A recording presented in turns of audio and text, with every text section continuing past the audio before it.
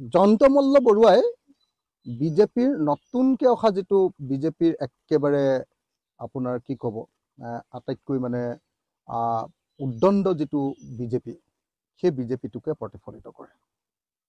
যিটোৰ লিডাৰ হল মুখ্যমন্ত্ৰী হিমন্ত বিশ্ব শৰ্মা নিজেই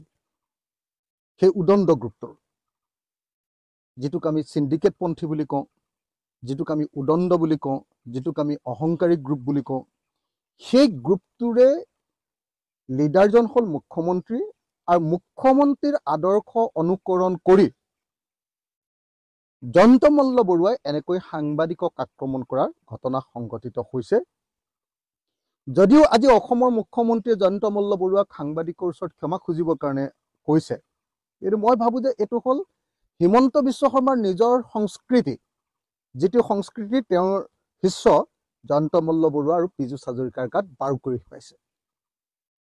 গতিকে এই মুহূৰ্তত মই জয়ন্তমল্ল বৰুৱাক অসম মন্ত্ৰীসভাৰ পৰা বৰখাস্ত কৰিবৰ কাৰণে ৰাজ্যৰ দলৰ সভাপতি হিচাপে আৰু অসম বিধানসভাৰ এজন সদস্য হিচাপে বিধায়ক হিচাপে অসমৰ মুখ্যমন্ত্ৰীৰ ওচৰত দাবী উত্থাপন কৰিলো